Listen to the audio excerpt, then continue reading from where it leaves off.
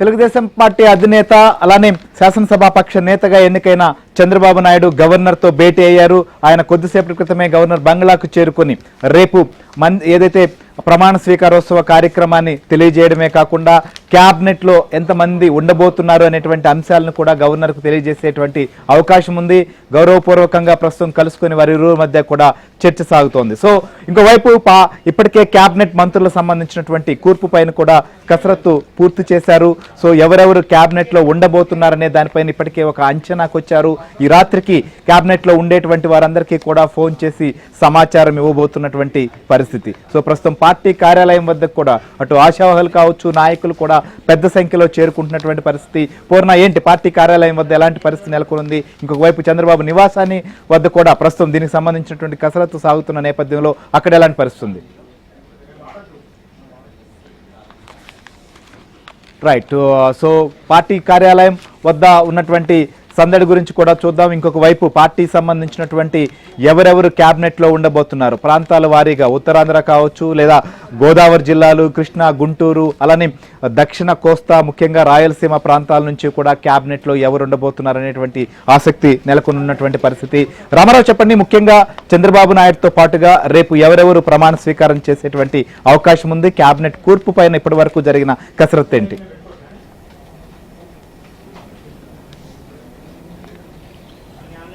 Srihari TDP అధినేత చంద్రబాబు నాయుడికి మంత్రివర్గ కూర్పు మాత్రం కత్తి మీద సాముగానే మారిందని చెప్పవచ్చు. ఎందుకంటే తెలుగుదేశం పార్టీ తరఫున మొత్తం 135 మంది శాసనసభ్యులుగా ఎన్నికయ్యారు.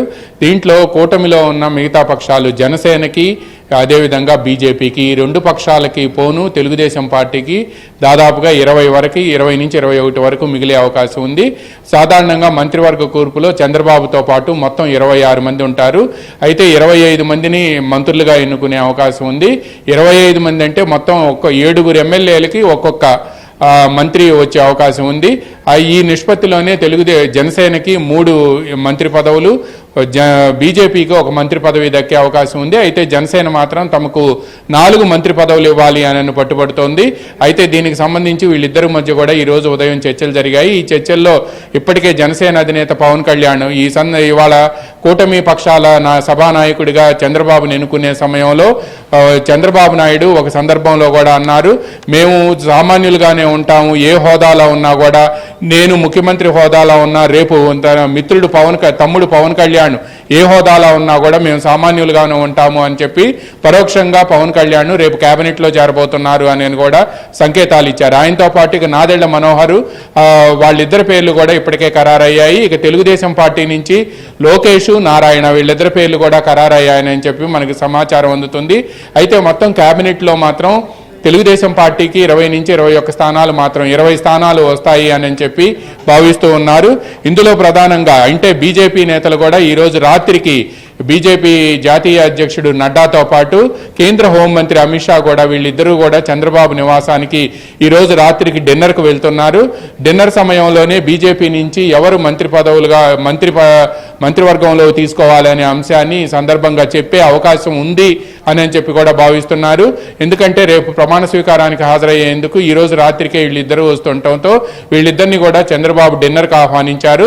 9:30 గంటలకు వీళ్ళిరువురు కూడా చంద్రబాబు నివాసానికి డిన్నర్కు వెళ్ళి అక్కడి నుంచి నేరుగా మళ్ళీ తిరిగి విజయవాడకు వచ్చి విజయవాడలో రాత్రికి బస్ చేసి రేపు ఉదయం ప్రమాణ స్వీకారానికి హాజరయ్యే అవకాశం ఉంది. దీంతో పాటు రాష్ట్ర కేబినెట్లో ఇప్పటి వరకు అయితే మాత్రం మనకి అందిన సమాచారం ప్రకారం బీసీల నుంచి 8 నుంచి 9 మందికి కూడా స్థానం కల్పిస్తారని చెప్తున్నారు. ఎస్సీల నుంచి 2కి 2 వర్గాలకి, ఎస్సీల్లో ఉండే 2 వర్గాలకి చెరవ పదవి ఇస్తారని చెప్తున్నారు.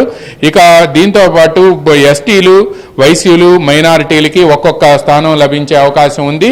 ఇక కమ్మ సామాజిక వర్గానికి 4, కాపు సామాజిక వర్గానికి 4, రెడ్డి సామాజిక వర్గానికి 3 దక్కుతాయి అని చెప్పి భావిస్తూ ఉన్నారు.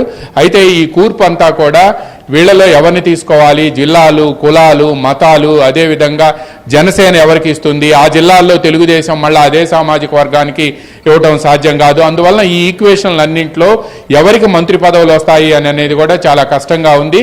వైశ్య సామాజిక వర్గం నుంచి అయితే మాత్రం అక్కడ కర్నూలు జిల్లా నుంచి భరత్, టీజీ భరత్, అదేవిధంగా కృష్ణా జిల్లా జగ్గయ్యపేట నుంచి శ్రీరామ్ తాత ఎన్నికయ్యారు.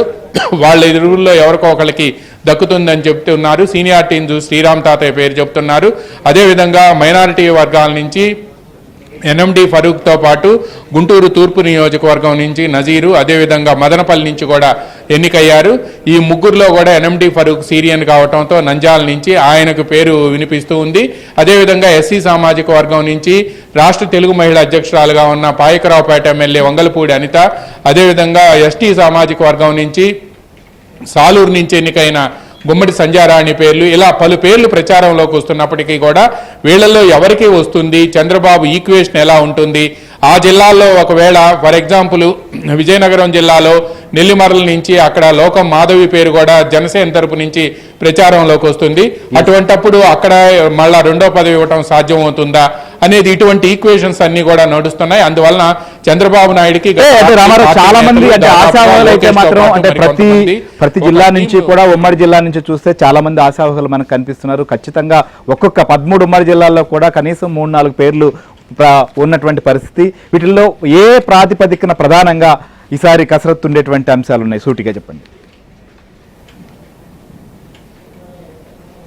అయితే ఒక అంశం ఏంటంటే శ్రీహరి, ఇక్కడ మామూలుగా సీనియారిటీతో పాటు గత 5 సంవత్సరాల కాలంలో కూడా పార్టీ కోసం కమిట్మెంట్తో చంద్రబాబు అంటే లాయల్టీతో పనిచేసిన వాళ్ళు ఎవరున్నారు, అదేవిధంగా వైసీపీ వేధింపులకి తట్టుకొని నిలబడి జైలుకు వెళ్ళి వచ్చినా కూడా పార్టీ జెండా భుజాన మోసిన నేతలు ఎవరు, అదే మరికొంతమంది కూడా కొన్ని రోజులు అంటే 3-4 సంవత్సరాల పాటు పార్టీని గురించి పట్టించుకోకుండా తర్వాత చివరిలో వచ్చి హడావుడి చేసి ఇప్పుడు మంత్రి పదవుల కోసం గొడవ పెడుతున్నారు అని కూడా ఓ ప్రచారం పార్టీలో సాగుతుంది. అందువలన ఎవరైతే పార్టీ కమిట్మెంటు లాయల్టీగా ఉన్నారో, అదేవిధంగా ఎవరైతే 4-5 సంవత్సరాల పాటు వైసీపీ వేధింపులను తట్టుకొని జైలుకు వెళ్ళి వచ్చి అయినా సరే నిలబడి ఉన్నారో అటువంటి వాళ్ళనే పరిగణలోకి తీసుకుంటారు అని చెప్తున్నారు.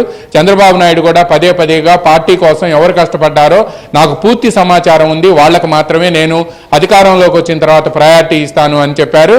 అయితే గత రాత్రి లోకేష్ అండ్ టీం దాదాపుగా 50 మంది పేర్లను తయారు చేసి ఒక జాబితాను అంటే జిల్లాల వారీగా, కులాల వారీగా, ప్రాంతాల వారీగా కూడా తయారు చేసి ఇచ్చారు. అందులో నుంచి తెలుగుదేశం పార్టీ కోటాలో 20 మందో 21 మందో ఎంతమంది అయితే అంతమంది పేర్లను చంద్రబాబు ఎంపిక చేసుకునే అవకాశం ఉంది. అయితే ఆయన మాత్రం తనని ఎవరు కలిసినా కూడా తనకు మంత్రి పదవి ఇవ్వాలని కోరినప్పటికీ కూడా ఆయన చిరునవ్వుతో సమాధానం చెబుతున్నారు. ఎవ్వరికి ఇంతవరకు ఫోన్లు చేసి రేపు ప్రమాణ స్వీకారం ఉంటుందని రావాలని కానీ, లేకపోతే మీకు మంత్రి పదవి ఇస్తామని కానీ అటు లోకేష్ కానీ ఇటు చంద్రబాబు కానీ ఇంతవరకు అయితే పార్టీ నేతలకు ఎవరికీ చెప్పలేదు.